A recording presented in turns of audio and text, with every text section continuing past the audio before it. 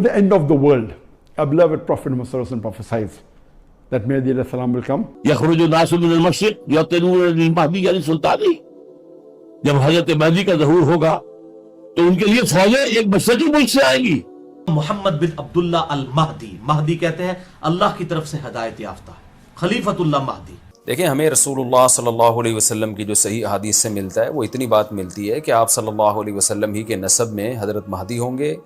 ان کا نام آپ صلی اللہ علیہ وسلم کے نام جیسا ہوگا، قریش میں سے ہوں گے، اور جس دور میں آئیں گے وہ حضرت عیسیٰ علیہ السلام بھی انہی کے بعد فوراً نازل ہوں گے، اس دجال بھی اسی وقت ظاہر ہوگا. یہ تینوں چیزیں ایک ہی وقت ہوں گی. میں برملا کہتا ہوں کہ اس طریقے کے نتیجے میں آپ دین کو روایتوں کے، کہانیوں کے، داستانوں کے حوالے کر دیتے ہیں.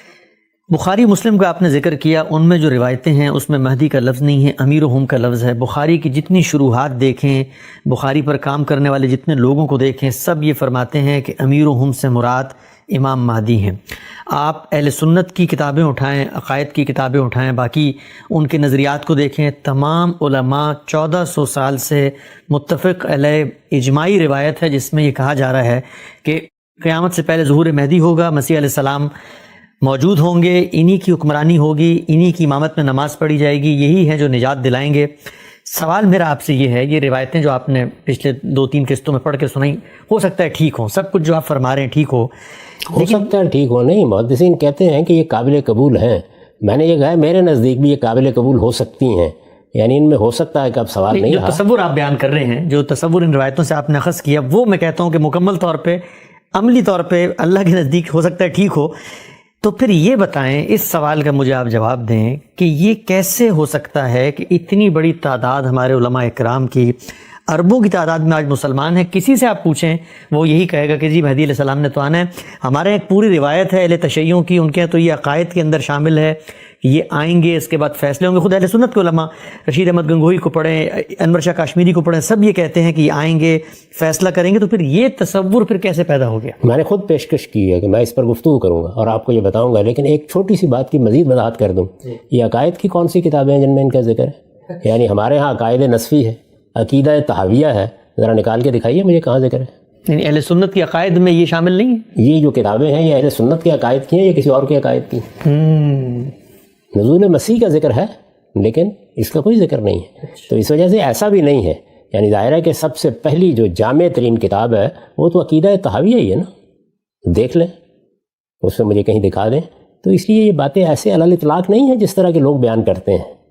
بعد میں بعض عقائد کی کتابوں میں ضرور ذکر آ گیا ہے، لیکن ان دونوں بڑی کتابوں میں تو کوئی ذکر نہیں ہے اس کا.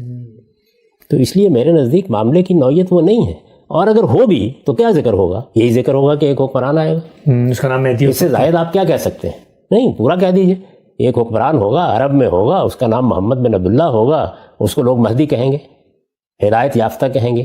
اسی طرح کہیں گے جس طرح خلفائے راشدین کو کہا جاتا ہے، اسی طرح کہیں گے جیسے عمر بن عبدالعزیز کو کہا جاتا ہے. تو میں نے عرض کیا کہ اس پوری بات کو ماننے میں کوئی معنی نہیں ہے، کوئی رکاوٹ نہیں ہے، جس کا جی چاہے مان لے، اس پہ تو کوئی بحث ہی نہیں ہے. اس تصور پر بحث ہے، گفتگو ہے جو پیش کیا جاتا ہے. خدا کا مبعوث آئے گا، خدا کا مامور آئے گا، اس پوری دنیا کو، روئے ارض کو، یعنی اب ذرا دیکھیے نا، یہ پوری کی پوری دنیا اس کو عدل سے بھر دے گا.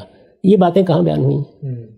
تو وہاں سے بھی سلجھن کو سلجھائیے کہ یہ کیسے پھر آ گئی بات ہمارے. میں یہ کہتا ہوں کہ اس سے پہلے اگر کوئی اور سوالات ہیں یا ان روایتوں کے بارے میں جو میں نے آپ کے سامنے پیش کی ہیں یا ان پر جو تبصرہ کیا ہے، اگر کوئی لوگ نقد کر رہے ہیں، ظاہر ہے کہ آپ اعتراضات ہی پیش کر رہے ہیں، تو وہ مجھے بتا دیجئے تاکہ اس پر بات کر کے پھر میں اس موضوع کو آپ کے سامنے رکھوں. یہ بنیادی طور پہ یہی تھا. ہم سے آگے بڑھتے ہیں. اب یہ دیکھیے کہ ہوتا کیا ہے ہمارے یہاں. یعنی عام آدمی کو بھی یہ بات سمجھنی چاہیے کہ اصل چیز یہ ہے کہ جو روایات ہوتی ہیں ان سے متعلق آپ کی اپروچز کیا ہوں گی، یعنی آپ کیا طریقہ اختیار کریں گے ان میں جانے کا. تھوڑی دیر کے لیے یہ محدثانہ تنقید، یہ سب چیزیں ان کو آپ بھول جائیے اور یہ دیکھیے کہ روایت کیسے وجود میں آتی ہے. یعنی رسول اللہ صلی اللہ علیہ وسلم نے، میں بار بار دہراتا ہوں، قرآن دیا، صحابہ کی پوری جماعت کو دیا، اس کو لکھنے والوں نے لکھا، اس کو یاد کرنے والوں نے یاد کیا، وہ نسلاً بعد نسلاً اللہ کی کتاب کی حیثیت سے ہم کو منتقل ہو گیا. رسول اللہ صلی اللہ علیہ وسلم نے سنت جاری کی، یہ نماز، یہ روزہ، یہ اس طرح کی سب چیزیں، یہ سنت تمام صحابہ میں جاری کی گئی، دین کی حیثیت سے جاری کی گئی. رسول اللہ صلی اللہ علیہ وسلم کے صحابہ نے دینی کی حیثیت سے اس کو آگے منتقل کیا. تمام ہمارے علم نے اس کو اسی حیثیت سے قبول کیا، نسلاً بعد نسلاً آج بھی اسی حیثیت سے ہم تک پہنچ گئی. یہ ہو گیا. اب آئیے کہ یہ روایات کیا ہیں. میں کئی بار اس کی وضاحت کر چکا کہ رسول اللہ صلی اللہ علیہ وسلم کے ہوتے ہوئے، آپ کے دنیا سے رخصت ہو جانے کے بعد لوگ آپ سے ملے، ہوتے ہوئے بھی ملے، اور جو ہوتے ہوئے ملے وہ آپ کے بعد بھی موجود تھے. وہ لوگوں کے سامنے وہ باتیں بیان کرتے تھے، پھر عرض کر رہا ہوں، وہ باتیں بیان کرتے تھے جو انہوں نے رسول اللہ صلی اللہ علیہ وسلم سے سنی. اپنے مشاہدات کا ذکر کرتے تھے، انہوں نے رسول اللہ صلی اللہ علیہ وسلم کو کوئی کام کرتے ہوئے دیکھا. یہ بڑی فطری چیز تھی. یعنی اللہ کے رسول نے اس کے لیے کسی کو مامور نہیں کیا تھا، کبھی پابند نہیں کیا تھا، بلکہ بعض موقعوں پر روکا ہی تھا. صحابہ کرام بھی اس میں سختی برتتے رہے. جلیل القدر صحابہ نے بھی بعض اوقات پسند نہیں کیا، لیکن لوگ محبت سے بیان کرتے تھے. اچھا، خود بیان کرتے تھے، سننے والے تقاضا کرتے تھے تب بھی بیان کرتے تھے. اب یہ روایتیں بیان ہونا شروع ہوئیں. جب یہ بیان ہونا شروع ہوئیں تو صحابہ کرام میں سے کسی سے آپ نے سنی، آپ سے کسی اور نے سنی. 1 صدی کا کم و بیش عرصہ ہے، پہلی صدی، جس میں یہ شائع و ضائع ہو گئیں، پھیل گئیں. جنہوں نے اس میں اضافے کرنے تھے انہوں نے بھی کر لیے. جن لپاٹیا قسم کے لوگوں نے، جن جھوٹے لوگوں نے، متہم بالکذب لوگوں نے باتوں کو کچھ سے بنانا تھا، کچھ سے کچھ بنانا تھا، انہوں نے بھی بنا لیا. اب یہ سب پھیل گئیں. یہ جو ائمہ رجال جن کا ہم ذکر کر رہے ہیں، یہ جو محدثین اٹھے، کیوں اٹھے؟ یعنی اگر یہ سب باتیں جو بیان کی جا رہی تھیں ایک مسلمان بیان کر رہا ہے، اور یہ مان لیا جاتا ہے کہ ایک مسلمان بیان کرے گا تو ٹھیک ہی بیان کرے گا. نہیں مانا نا مسلمانوں کے علم نے. یعنی پہلی صدی ہی میں اس کو چیلنج کر دیا. کیوں چیلنج کیا؟ اس لیے کہ صاف نظر آ رہا تھا کہ بات بہت معمولی سی ہوتی ہے، زیب داستان کے لیے کہیں سے کہیں پہنچ جاتی ہے. لوگ باقاعدہ روایتیں گھڑتے ہیں اور ان کو رسول اللہ صلی اللہ علیہ وسلم کی نسبت سے بیان کر دیتے ہیں، سینکڑوں کی تعداد میں. یعنی آپ کو یہ محدثین، یہ اس امت پر بہت بڑا احسان ہے ان بزرگوں کا. پہلی صدی میں یہ پیدا ہو گئے، اور اس کے بعد ان کی ایک پوری چین ہے 2-3 صدیوں تک. ان لوگوں نے کیا کیا؟ انہوں نے اس صورتحال کو محسوس کیا کہ اللہ کے پیغمبر کی نسبت سے باتیں بیان ہوں گی. میں پھر عرض کر دوں، قرآن پہنچ گیا، سنت پہنچ گئی، پورا دین انہی میں ہے. ان روایتوں کی کوئی ضرورت نہیں تھی دین میں. یہ نہ کسی عقیدے کا اضافہ کرتی تھی نہ کسی عمل کا، لیکن لوگ بہرحال رسول اللہ کی نسبت سے بیان کر رہے تھے. جب بیان کر رہے تھے تو یہ ایک قیمتی دولت بھی تھی. بھئی آپ مل کے آئے ہیں، آپ نے حضور کو دیکھا ہے. میرے لیے اس سے بڑی چیز کیا ہو سکتی ہے؟ میں اگر مسلمان ہوا، مثلا پہلی صدی میں ہوا، دوسری صدی میں ہوا، اس سے بڑی چیز کیا ہو سکتی ہے کہ مجھے آپ حضور کی باتیں بتائیں. تو حضور کی باتیں، حضور کے افعال، حضور کے اعمال یہ بیان تو ہوں گے، اور ان کے ساتھ محبت بھی ہوگی، ان کو سنا بھی جائے گا. ان میں بڑا علم بھی ہو سکتا ہے. یعنی اگر حضور نے کسی بات کی وضاحت کی ہے، یا قرآن مجید کی کوئی چیز بتائی ہے، یا کچھ غوامض کی طرف اشارہ کیا ہے، تو بڑی بات ہو سکتی ہے. تو قیمتی دولت بھی ہے. ایک طریقہ یہ تھا نا کہ محدثین نہ اٹھتے اور پوری امت کے علماء یہ فیصلہ کر دیتے کہ جو کوئی بیان کر رہا ہے قبول کر لو. اچھا، ایک دوسرا رد عمل بھی ہو سکتا تھا کہ ہم ان میں سے کسی بات کو سنیں گے بھی نہیں. تو جو طریقہ اختیار کیا گیا وہ کیا تھا؟ اور یہ طریقہ میں نے نہیں اختیار کیا، اس امت کے پہلے دور نے اختیار کیا، قرن اول کے اہل علم نے اختیار کیا، جلیل القدر تابعین، تبع تابعین نے اختیار کیا. کیا طریقہ اختیار کیا؟ کہ یہ بڑی دولت ہے. رسول اللہ صلی اللہ علیہ وسلم کی نسبت سے جو باتیں بیان ہو رہی ہیں، ان میں ہمارے لیے علم و عمل ہے، ان میں حضور کے اسوہ حسنہ کی روایتیں ہیں، ان میں آپ کی سیرت ہے، ان میں آپ کی سوانح ہے. ہم اس ذخیرے کو ضائع نہیں ہونے دیں گے. لیکن کیا سب کچھ قبول کر لیں؟ ان میں لوگ جھوٹ ملا رہے ہیں، ان میں مبالغے ہو رہے ہیں، ان میں داستان سرائی ہو رہی ہے، ان میں چیزیں گھڑ کر شامل کی جا رہی ہیں. تو پھر کیا کرنا چاہیے؟ تنقید، یعنی محدثانہ تنقید. اس کے لیے یہ فن وجود میں آیا جس کا میں نے آپ کو تعارف کرایا ہے کہ اب ہم دیکھیں گے کہ جو بات بیان کی جا رہی ہے کیا وہ قابل قبول ہے. یہ قابل قبول ہونے کا جو عمل محدثین نے کیا، جس میں نے بار بار توجہ دلائی کہ 3 باتیں سند میں دیکھیں گے، علل دیکھیں گے، شذوذ دیکھیں گے، اور پھر انہی علل میں یہ چیز بھی دیکھیں گے کہ قرآن کے خلاف تو نہیں ہے، سنت کے خلاف تو نہیں ہے. نہایت اعلیٰ اصول بنائے، یہ میں نے نہیں بنائے، محدثین نے بنائے. انہی کی بنیاد پر چھان پھٹک کا کام شروع ہو گیا. یہ بخاری، یہ مسلم، اور ان کے علاوہ بہت سے دوسرے لوگ یہی کام کر رہے ہیں. اس پوری امت میں جو سب سے بڑا علمی کام کیا گیا ہے وہ اس ذخیرے کی چھان پھٹک کا کام ہے. یہی ہوا. یہی صحیح رویہ تھا یا اس سے مختلف کوئی رویہ ہو سکتا ہے؟ درست لگتا ہے. اچھا، آپ دیکھیے کہ اس میں صحیح اپروچ کیا ہوگا. میں اپنا اپروچ آپ کو بتاتا ہوں، اور میرے نزدیک اس امت کے جلیل القدر علماء کو یہی اپروچ اختیار کرنا چاہیے، کیا ہے ہمارے ہاں محقق اہل علم نے۔ وہ کیا اپروچ ہے؟ وہ اپروچ یہ ہے کہ آپ دین کو جب اخذ کریں گے یا دین سے متعلق کوئی بات بیان کریں گے تو قرآن اور سنت تو ہمارے پاس بالکل محفوظ صورت میں ہے، روایتوں سے کوئی چیز اخذ کرنی ہے تو پہلے چھان پھٹک کے نتیجے میں جو روایتیں قابل قبول ہوں گی صرف انہی کو قابل اطلاع بھی سمجھیں گے۔ یعنی جو محدثین نے کام کیا ہے، میں عرض کر چکا کہ یہ نیا کام ہم نہیں کر سکتے آج، سارا مواد انہوں نے فراہم کیا ہے، یہ سب کچھ کتابوں میں موجود ہے، تو اس کو دیکھ کر پہلے رائے قائم کی جائے گی کہ یہ بہت پھیلا ہوا ذخیرہ ہے۔ میں نے آپ سے عرض کیا کہ یہ جس موضوع پر ہم بات کر رہے ہیں اس میں 500 کے قریب طریق ہیں جو مل گئے ہیں، ان کی چھان پھٹک کا کام جو اس ساری امت میں ہوتا رہا ہے پہلے اس کو سامنے رکھیں گے، تب تک ہم اس کے زبان نہیں بعد کھولیں گے، اس وقت تک زبان نہیں کھولیں گے، اور سب سے پہلے ان میں سے انتخاب کا عمل کریں گے، یعنی انتخاب کا عمل انہی اصولوں کی بنیاد پر، اور پھر جو روایتیں صحیح کے معیار پر پوری اتریں گی یا زیادہ سے زیادہ حسن کے معیار پر، اس سے نیچے نہیں قبول کریں گے، ان میں دیکھیں گے کیا بات بیان ہوئی ہے، اور پھر اس کو قرآن کے سامنے پیش کریں گے، پھر سنت کی بنیاد پر اس کا جائزہ لیں گے، وہ ان معیارات پر پوری اترے گی، پھر اس کو رسالت مآب صلی اللہ علیہ وسلم کی نسبت سے بیان کرنے کی جسارت کریں گے۔ ایک اپروچ یہ ہے، میں اسی اپروچ کو صحیح سمجھتا ہوں، میں مسلمانوں سے کہتا ہوں ان کو یہی اپروچ اختیار کرنی چاہیے۔ وہ اگر روایات کے فتنوں سے بچنا چاہتے ہیں تو یہی راستہ ہے، یعنی نہ انکار کر دینا، یہ ظاہر ہے ایک بڑی نعمت سے اپنے آپ کو محروم کرنا ہوگا، اور نہ جو چیز رتب و یابس آپ کو نظر آئے اس کو قبول کر لینا، یہ دین میں معلوم نہیں کیا کیا چیز داخل کرنے کا ذریعہ بن جائے گا۔ صحیح رویہ وہ ہے جو ہمارے محدثین نے اختیار کیا ہے، یہ جلیل القدر محدثین جن کو آپ ائمہ رجال کہتے ہیں، یہ جلیل القدر محدثین جن کے سرخیل امام مالک، امام بخاری اور امام مسلم ہیں، جو رویہ انہوں نے اختیار کیا وہ کیا رویہ ہے؟ چھان پھٹک کا رویہ، تحقیق کا رویہ، تنقیح کا رویہ، وہی اختیار کریں گے اور انہی پر اپنے نقطہ نظر کی بنا رکھیں گے اگر رکھیں گے۔ میں نے اس وقت جو کام آپ کو کر کے بتایا وہ یہی کام ہے، یعنی آپ کو بتایا کہ یہ سارا ذخیرہ اتنی بڑی تعداد میں تھا، محدثین نے اس پر تنقیح کا کام کیا، اس کا انتخاب ہونا شروع ہو گیا، دیکھیے کہ اس کو کس نے کس طرح سے قبول کیا۔ یہ کل 4 صحابہ کی روایتیں ہیں، ان کی تعداد 7 ہے، ان میں یہ مضمون ہے، یہ سارا مضمون میں نے آپ کے سامنے رکھ دیا، اس کے بعد اس پر تبصرہ بھی کر دیا۔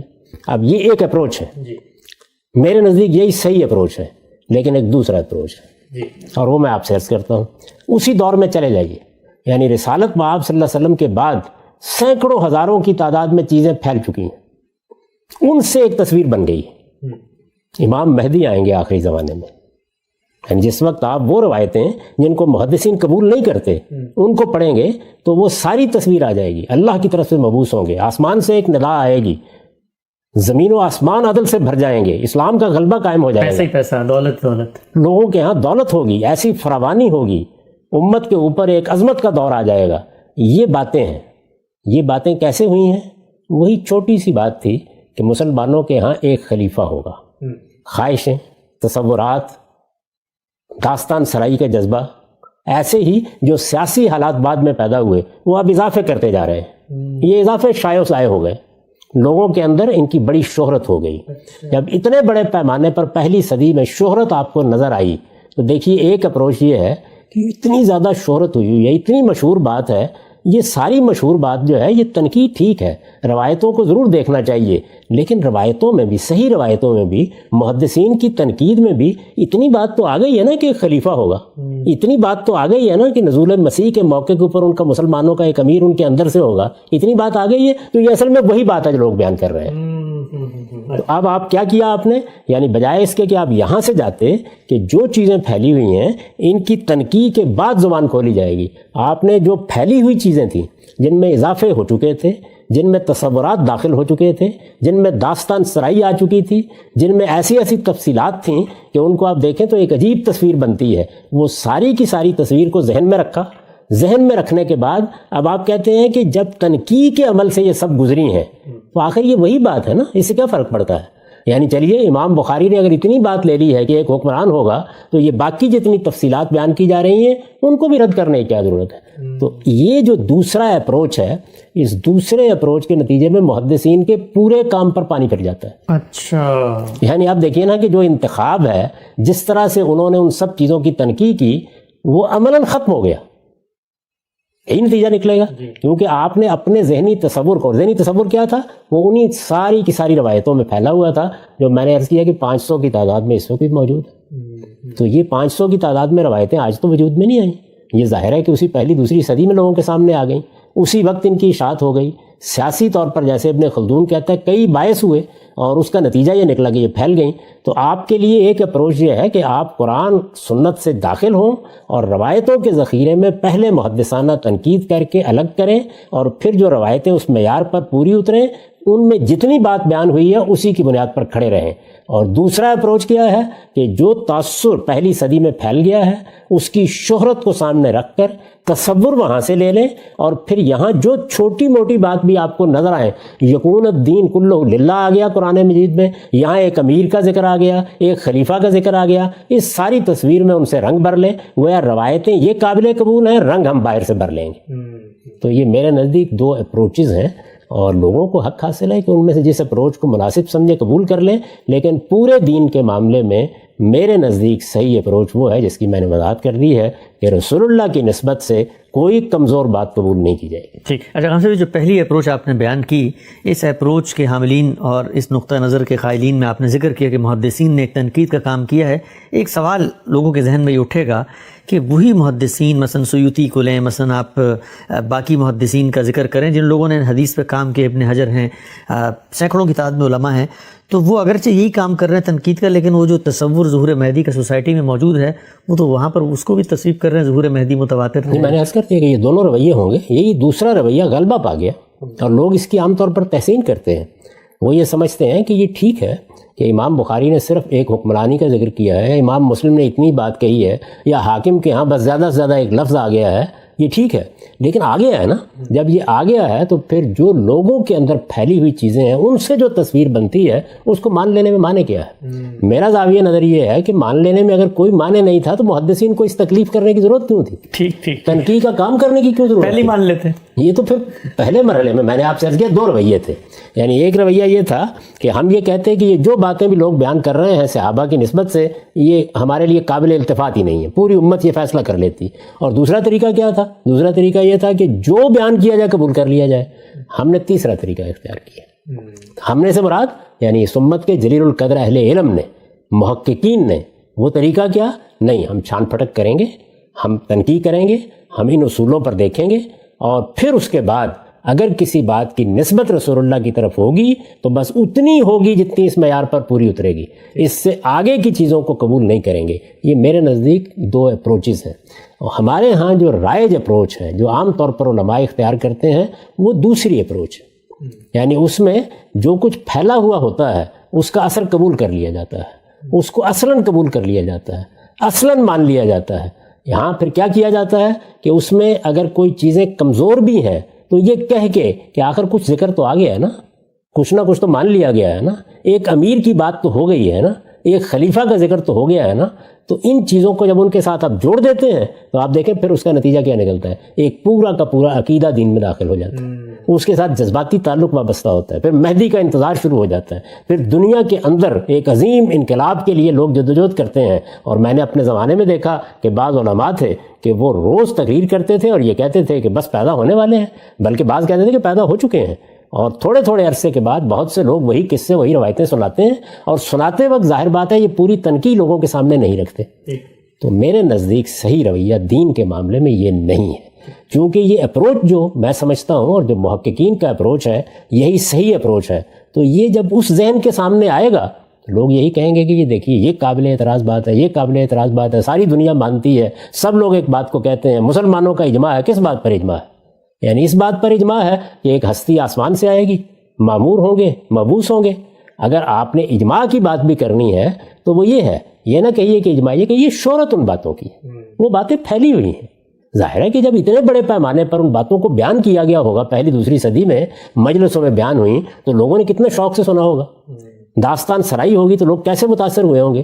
یہ محدثین جن کا کام میں نے آپ کے سامنے رکھا ہے، یہ وہ لوگ ہیں کہ جنہوں نے یہ خدمت انجام دی ہے۔ آپ نے پوچھا تھا کہ ان پر بھی تم تنقید کر دیتے ہو، ان پر بھی تنقید کا کام یہ محدثین خود بھی کرتے رہے ہیں۔ اچھا، خود ہی سکھایا انہوں نے کیمپس، انہوں نے یہی سکھایا ہے کہ ایک محقق تنقید کرے گا، دوسرا محقق اس پر تنقید کرے گا۔ تیسرا اس پر تنقید کرے گا. چنانچہ یہ معلوم ہے ہمیں کہ خود بخاری کے کام کے اوپر کتنی تنقیدات ہوئی ہیں. تو یہ سارا ذخیرہ جو ہے یہ اصل میں تنقید کے بغیر قابل قبول ہو ہی نہیں سکتا.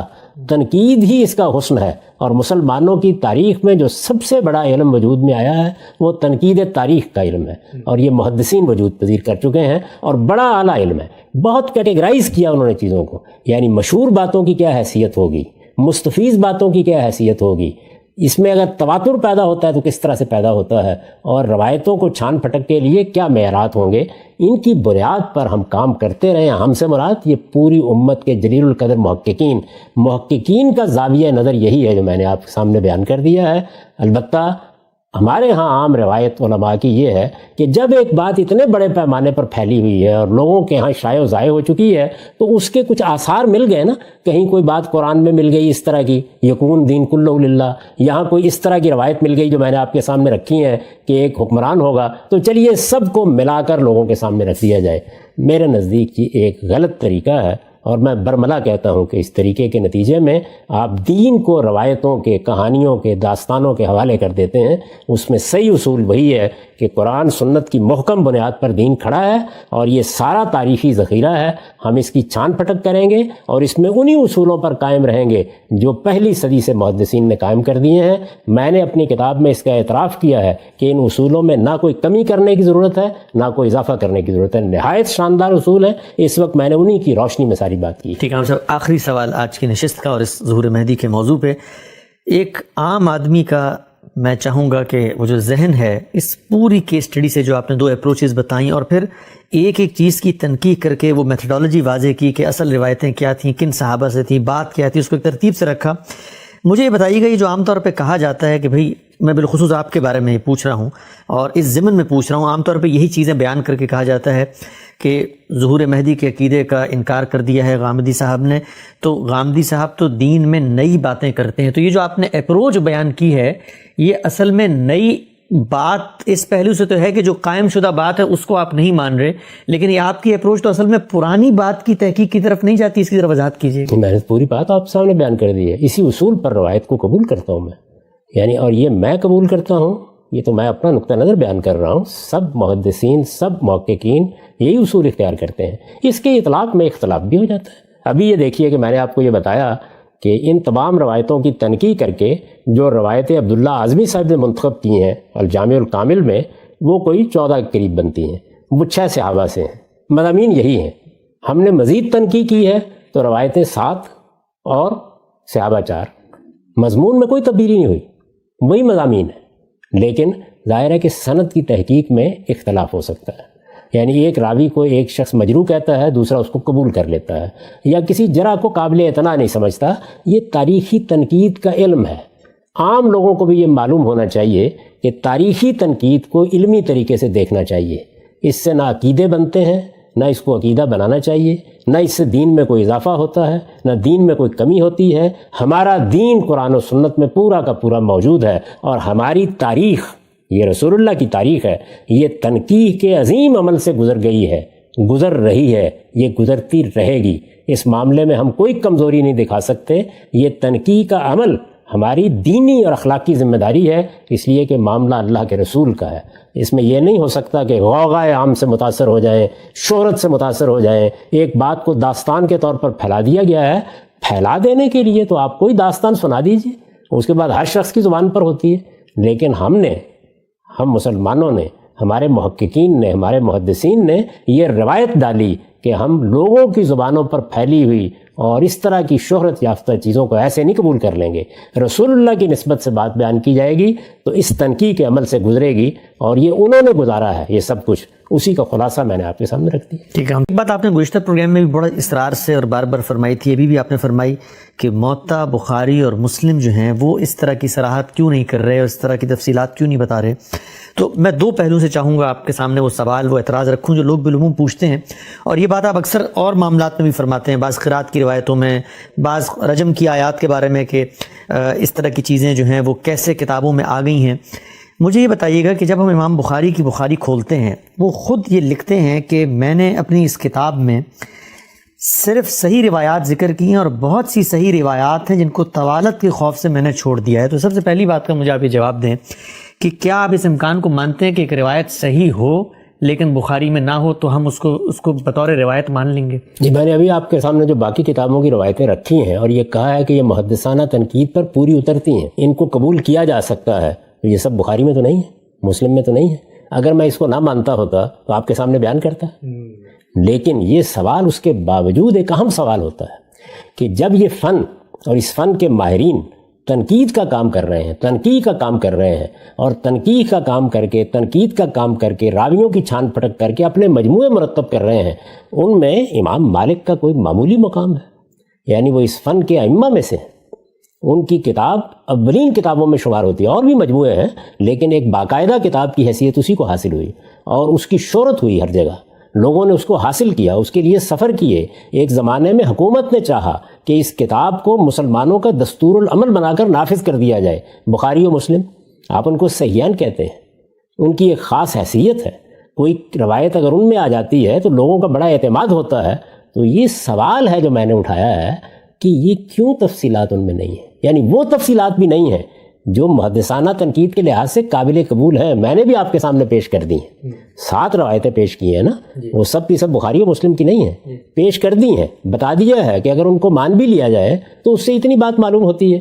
لیکن اس کے باوجود یہ سوال باقی رہتا ہے کہ انہوں نے ان تفصیلات کو کیوں قبول نہیں کیا. ہم سے بہت سارے ایسے معاملات ہیں فکری جن میں بخاری مسلم میں روایت آ گئی، آپ ان سے بھی اختلاف کرتے ہیں. مثلا شیخ و شیخ والی جو آیت ہے وہ اگرچہ بخاری میں ہے لیکن اس پہ آپ پھر دوسری تنقید کر دیتے ہیں. وہاں پر اگر کوئی کہے کہ ہر چیز قابل تنقید ہے، کیونکہ میں یہ عرض کر چکا اس سے پہلے، بڑی تفصیل سے گفتگو کر کے میں نے بتایا ہے کہ یہ رسالت مآب صلی اللہ علیہ وسلم کی نسبت سے باتیں بیان ہو رہی ہیں، ان پر ہمیشہ تنقید ہوتی رہے گی. یہ سارا فن ہی تنقید کا فن ہے. ائمہ رجال پیدا ہی اس لیے ہوئے کہ وہ یہ تنقید کریں. جب ان کے سامنے یہ قصے آئے، روایتیں آئیں، حضور کی نسبت سے کوئی بات بیان کی گئی تو اس تاریخی ریکارڈ کی چھان پھٹک کے اصول بنائے گئے، ان کی تنقید کی گئی. لوگوں کا خیال یہ ہوتا ہے جب انہیں بتایا جائے یہ حدیث ہے، وہ سمجھتے ہیں اس وقت رسول اللہ صلی اللہ علیہ وسلم بیٹھے ہوئے بات بیان کر رہے ہیں. بھائی اس طرح نہیں ہے، لوگ آپ کی نسبت سے بات بیان کر رہے ہیں. ایک شخص مجھ سے مل کے گیا ہے، اس نے جا کے باہر ایک بات بیان کی، اس سے سننے والوں نے آگے بیان کر دی، اس سے سننے والوں نے آگے بیان کر دی. اس کی چھان پھٹک کا کام کیا ہے نا، جلیل القدر محدثین نے کام کیا ہے. یہ چھان پھٹک جو کچھ بھی ہوتی ہے اگر سند کے لحاظ سے کرنی ہو تو اس کا مواد موجود ہے. وہ بخاری و مسلم کے بعد بھی لوگ کرتے رہے ہیں. خود بخاری و مسلم پر تنقیدیں ہوتی رہی ہیں. ہمارے موجودہ زمانے میں، اس زمانے میں شیخ البانی نے یہ کام کیا ہے، تمام سیاہ پر کیا ہے. آپ دیکھیے کہ ان کی ضعیف ابی داؤد، صحیح ابی داؤد، ضعیف نسائی، صحیح نسائی، شاید وہ بھی موجود ہے. یہ موجودہ زمانے کے ایک محدث کا کام ہے. شعیب ارناؤت صاحب کا کام دیکھ لیں، مسند احمد بن حنبل پر ہے. کن کن چیزوں پر انہوں نے تنقیدات کی ہیں، یہ جاری رہیں گی، میں بھی کرتا رہوں گا. تنقید ہوگی انہی اصولوں پر. یعنی سند پر بات کرنی ہے تو یہ بتایا جائے گا کہ راوی کا کردار کیا ہے، یہ دیکھا جائے گا کہ سند کا اتصال ہو رہا ہے یا نہیں ہو رہا ہے، یعنی تاریخی تحقیق کیا ہے، یہ دیکھا جائے گا حفظ و اتقان کا کیا معاملہ ہے، یہ سب دیکھا جائے گا. تو یہ کام تو کبھی نہیں رکنا ہے. اسی طرح سے علل کی بحثیں بھی ہوں گی، یعنی کسی روایت کے اندر کہیں کوئی چھپا ہوا انقطاع ہے، کہیں تدلیس ہو گئی ہے، کہیں ادراج کے الفاظ آ گئے ہیں، ان کو نکالتے ہیں محدثین، یہ دکھاتے ہیں. تاریخی تنقید کا عظیم فن ہے جس کو مسلمان وجود پذیر کر چکے ہیں. میں بھی اس کا ایک طالب علم ہوں، میں بھی یہ کام کروں گا. اسی طرح قرآن کی بنیاد پر بھی تنقید ہوگی، سنت کی بنیاد پر بھی تنقید ہوگی، علم و عقل کے مسلمات کی بنیاد پر بھی تنقید ہوگی. وہ کریں گے. اس پر الگ سے کسی وقت گفتگو ہوگی کہ حدیث کو کیسے دیکھنے کا کام میں نے کیا ہے اپنے زمانے میں اور اس وقت بھی کر رہا ہوں. میں تو آپ سے عرض کر رہا ہوں کہ محدثین نے جو روایتیں منتخب کی ہیں ظہور مہدی کے عنوان سے، وہ روایتیں سب کی سب میں نے مضامین کے لحاظ سے آپ کے سامنے رکھ دی جو انہوں نے منتخب کی ہیں. ان میں دیکھ لیجئے کیا مضمون ہے. اور پھر مزید آگے بڑھ کے یہ عرض کیا ہے کہ محدثین نے منتخب کیا کہ سب نے کر لی ہیں. امام مالک نے کوئی لی نہیں. امام بخاری اور مسلم نے صرف اتنی بات کو قبول کیا ہے کہ ایک خلیفہ یا ایک حکمران ہوگا، عادل بھی ہوگا اور لوگوں میں فیاضی سے مال بھی تقسیم کرے گا. میں یہ عرض کر رہا ہوں کہ اگر باقی جتنی تفصیلات ہیں وہ انہوں نے نہیں لی تو کیوں نہیں لی؟ اچھا، ہم سے بھی کہا جاتا ہے کہ فن حدیث میں کہ جب ایک روایت آ جاتی ہے اس میں جو مرکزی مضمون ہے، اصل مضمون ہے، اگرچہ اس میں ذوف بھی ہو کسی بڑی کتاب میں اور تعدد ترک ہے، باقی کتابوں میں آ رہا ہے، اضافی تفصیلات آ رہی ہیں، مصداقات، پس منظر، کس کانٹیکس میں بات آئی ہے، تو ہمارے ہاں تو حدیث کی جو فن ہے اس میں اس کا ذوف بھی ختم ہو جاتا ہے تعدد ترک سے، اور وہ جو تفصیلات ہیں اگر امام بخاری نے نقل نہیں کی تو باقی کتابوں میں آ جاتی ہیں. اس میں کیا فرق پڑتا ہے؟ یہ بڑی عقلی بات ہے، لیکن وہ تفصیلات اگر تو محض تفصیلات ہیں، اگر وہ سارے تصور کو بدل دیں، اگر وہ بنیاد ہی بالکل تبدیل کر دیں، تو پھر یہ سوال پیدا ہوگا نا کہ یہ کیا چیز ہے. دیکھیے آپ نے ایک لفظ بول دیا تفصیلات. تفصیلات یہ ہے کہ یہ بات بخاری میں مثال کے طور پر آ گئی کہ رسول اللہ صلی اللہ علیہ وسلم نے اپنے لیے ایک حجرہ بنوایا، ٹھیک، ایک جملہ آ گیا.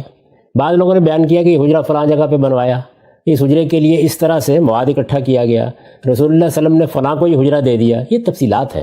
لیکن اگر حجرے ہی کا تصور تبدیل ہونا شروع ہو جائے تو پھر کیا یہ تفصیلات ہوں گی؟ میں نے آپ سے عرض کی ہے کہ اگر اتنی بات کو آپ لے لیں کہ میرے بعد ایک حکمران ہوگا جو فیاض بھی ہوگا اور عادل بھی ہوگا، تو یہ تو کسی لحاظ سے بھی ناقابل قبول نہیں ہو سکتی بات. اور میں نے یہ گزارش کر دی ہے کہ سیدنا عمر بن عبدالعزیز جیسی شخصیت اس کے مصداق کے طور پر آ بھی چکی. لیکن اگر آپ باقی چیزوں کو دیکھیں تو پھر اجلا اکنا کو دیکھ لیں. اسی طرح سے میرے نام کے ساتھ اس کا نام ہوگا، میرے والد کے نام کے ساتھ اس کے والد کا نام ہوگا. یہ جو آگے کی تفصیلات ہیں، میں یہ سوال اٹھا رہا ہوں کہ کیوں قبول نہیں کی. اعتراض نہیں کر رہا، میں نے یہ گزارش کی کہ میں تو مان لیتا ہوں، یعنی مجھے ان پہ کوئی اعتراض نہیں. اگر ایک ایسا حکمران، عادل حکمران، فیاض حکمران عرب میں آنے والا ہے اور 7-8 سال تک حکومت فرمائے گا اور اس کا نام محمد بن عبداللہ ہوگا تو کیا قابل اعتراض بات ہے؟ یعنی رسول اللہ صلی اللہ علیہ وسلم کا خاندان موجود ہے اس وقت بھی، ان میں سے ہو سکتا ہے کسی کو حکومت حاصل ہو جائے. میں پچھلی نشست میں آپ کو بتا چکا کہ یہ سعودی خاندان سے پہلے جو شریف مکہ تھے وہ ہاشمی تھے. اس وقت بھی اردن میں انہی کی نسل حکومت کر رہی ہے، تو کوئی استبعاد نہیں ہے، مان لیجئے. لیکن میں اس سے آگے بڑھ کر آپ سے یہ پوچھ رہا ہوں کہ آخر یہ جو تفصیلات ہیں صحابی وہی ہے، وہی بیان کر رہے ہیں. یہ تو ہو نہیں سکتا نا کہ اتنے وسیع الاطلاع محدثین کے سامنے یہ آئی نہ ہو. یعنی امام بخاری کے سامنے، امام مسلم کے سامنے کیوں قبول نہیں کیا انہوں نے ان کو؟ کیا وجہ ہے؟ آخر کوئی سبب ہونا چاہیے نا. اس پر لوگوں کو غور کرنا چاہیے. مجھے اعتراض نہیں ہے، پوری کی پوری بات پر کوئی اعتراض نہیں ہے. ان کا نام محمد بن عبداللہ ہوگا، وہ رسالت مآب صلی اللہ علیہ وسلم کے خاندان سے ہوں گے. ان کا پورا نام محمد بن عبداللہ مہدی ہوگا، یا مہدی ان کا لقب ہوگا، یا ان کو لوگ ہدایت یافتہ ہونے کی وجہ سے مہدی کہیں گے. اس سے کوئی فرق نہیں پڑتا. اس طرح کا کوئی حکمران اگر ہمارے ہاں آتا ہے، میرے ملک میں آ جائے، آپ کے ملک میں آ جائے، عرب میں آ جائے، اس کا خیر مطلب کرنا چاہیے. اس میں کوئی قابل اعتراض بات نہیں. اور یہ بات نہ کوئی عقیدہ بنے گی، نہ کوئی ایمان بنے گی. ایک پیشین گوئی ہے، رسالت مآب صلی اللہ علیہ وسلم کی نسبت سے روایتوں میں آ گئی، لوگوں نے بیان کر دی. اگر پیشین گوئی پوری ہو گئی تو اس کا مطلب یہ ہے کہ حضور ہی نے فرمایا تھا. اگر نہ ہوئی تو اس کا مطلب کیا ہوگا؟ اس کا مطلب یہ ہے کہ لوگوں نے روایت کو آپ کی نسبت دینے میں غلطی کر دی ہے. میں جس طرح ان روایات کو دیکھ رہا ہوں، میں نے یہ عرض کر دیا کہ میرے نزدیک تو یہ پیشین گوئی حرف برف پوری ہو چکی ہے. یعنی جتنی بات بخاری و مسلم میں ہے اس کے مصداق کی حیثیت سے سیدنا عمر بن عبدالعزیز آ چکے، اور رسالت مآب صلی اللہ علیہ وسلم کی بات ان کے حق میں پوری ہو گئی. تو یہ چیزوں کو دیکھنے کے مختلف انداز ہو سکتے ہیں. لیکن میں نے تو آپ کی خدمت میں عرض کیا کہ آپ اس کو بین ہی جو کچھ بیان کیا ہے، 7 کی 7 روایتیں چاروں صحابہ نے جو بیان کیا ہے بین ہی قبول کر لیجئے. تو ہوا کیا اس کے نتیجے میں؟ یعنی کیا ظہور مہدی کا وہ تصور ثابت ہو گیا جو لوگ بیان کرتے ہیں؟ ان میں سے کوئی چیز بھی نہیں ہے. یہ روایتیں ان تمام تصورات سے بالکل خالی ہیں. ٹھیک. اچھا عام صاحب، کہا یہ جاتا ہے کہ ایک روایت میرے سامنے ہے جس میں ساتھ مآب صلی اللہ علیہ وسلم کی نسبت سے فرمایا کہ بلا شبہ اللہ تعالیٰ اس امت کے لیے ہر صدی میں ایسے شخص کو مبعوث فرمائیں گے جو امت کے دینی معاملات کو اثر و نو قائم اور مضبوط کرے گا. یہ جو تجدید دین اور مجدد کا تصور ہے، سوال یہ کیا جاتا ہے کہ ساتھ مآب صلی اللہ علیہ وسلم ایک اور پیشن گوئی الگ سے فرما رہے ہیں، اور وہ بتا رہے ہیں کہ غیبی نظام ہے اللہ تعالیٰ کا جو ہر وقت دنیا کو اور دین کو اور جو معاملات ہیں ان کو ٹھیک کرنے کے لیے مستقل جاری ہے. تو اگر یہ نظام موجود ہے جس کی رسول اللہ صلی اللہ علیہ وسلم توصیف فرما رہے ہیں، تو پھر عقلی طور پہ یہ ماننے میں جو باقی کا قصہ کہانی ہے، چلیں آپ کی ان روایتوں میں وہ ثابت نہیں ہوتا ہوگا، لیکن اگر کوئی شخص آ جاتا ہے اور وہ مجدد ہے اور اس نے یہ کام کرنا ہے، تو عقلی طور پہ تو کوئی اس میں استفاد نہیں. یہ اس میں باطنی نظام، اللہ تعالیٰ کا نظام، یہ کہاں ہے اس روایت میں؟ یعنی اتنی بات، یہ جو روایت ہے اس پر بھی بہت کچھ تنقیدات ہیں.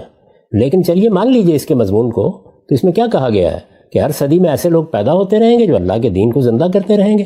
اس طرح کے سب علماء جتنے بھی دین کو زندہ کرتے ہیں، صحیح بات آپ کو بتاتے ہیں، تحقیق کر کے یہ بتاتے ہیں کہ کیا غلطی ہو گئی، سب کے سب اسی کے مصداق ہیں. تو اس میں کیا نئی بات ہے؟ اس میں کس حکمران کا ذکر ہے؟ اور اس روایت کا اس حکمران سے کیا تعلق ہے؟ یہاں ہے خلیفہ، حکمران، یملک العرب یہ کہا گیا ہے، وہاں ایک بالکل دوسری بات کہی گئی ہے، اور اس دوسری بات کو تو بالکل عقلی لحاظ سے بھی ماننا چاہیے۔ ہم دیکھتے ہیں اس پچھلے 1200 سال میں ہر دور میں ایسے لوگ پیدا ہو جاتے ہیں کہ جو دین کی تجدید کرتے ہیں۔ تجدید دین یہ ہمارے ہاں ایک اصطلاح بنی ہے، اس پر لوگوں نے کتابیں لکھی ہیں۔ ہمارے زمانے کے جلیل القدر عالم مولانا سید ابواللہ صاحب مودودی کی کتاب کا عنوان ہے تجدید و احیاء الدین، یعنی یہ ایک پورا عمل ہے، اور ظاہر ہے کہ یہ ضرورت ہے۔ رسالت میں آپ صلی اللہ علیہ وسلم نے ہم کو قرآن دیا، سنت دی، یہ روایات کا ذخیرہ آپ کی نسبت سے ہمارے سامنے آ گیا، اس کے نتیجے میں دینی تصورات پیدا ہوتے ہیں، لوگوں میں غلطیاں بھی آ جاتی ہیں، ان کی تجدید کرنا، اصلاح کرنا، ان کو درست کرنا یہ علماء کا کام ہے، اور ان میں بعض ایسے جلیل القدر لوگ پیدا ہوتے رہتے ہیں۔ میں تو اس زمانے میں 10 گنوا دیتا ہوں آپ کو، ہر دور میں ایسے لوگ پیدا ہوتے ہیں، تو اس روایت کا اس سے کیا تعلق ہے؟ ٹھیک، ہم سب کہا ہی جاتا ہے کہ یہ جو تصور میں مطلب اصرار کیا جاتا ہے کہ اگر یہ جو پورا نظام فکر ہے ظہور مہدی کا، اس کو ٹریس کر کے بتائیں، تو کاؤنٹر سوال یہ کیا جاتا ہے کہ چلیں قرآن مجید میں اس طرح بیان نہیں ہوا، روایتوں میں بھی نہیں ہوا، تو پھر آپ ہی بتائیں کہ قرآن مجید میں جو اس کے کچھ بلو پرنٹس ملتے ہیں ہمیں کہ اللہ تعالیٰ نے کہا ہے کہ یکون الدین کلہ للہ، کے دین پورا کا پورا اللہ کے لیے ہو جائے گا، تو وہ تو اب تک ہوا نہیں، تو وہ مہدی علیہ السلام آئیں گے وہی تو کریں گے، اگر وہ اللہ کے لیے نہیں ہوگا تو پھر کون کرے گا؟ میں قرآن مجید کے ان مقامات پر پچھلے 35-40 سال سے دسیوں گفتگویں کر کے بتا چکا ہوں کہ ان آیتوں کا کوئی تعلق ہمارے زمانے سے نہیں ہے۔ رسول اللہ صلی اللہ علیہ وسلم اللہ کے آخری پیغمبر تھے، رسالت کے منصب پر فائز تھے۔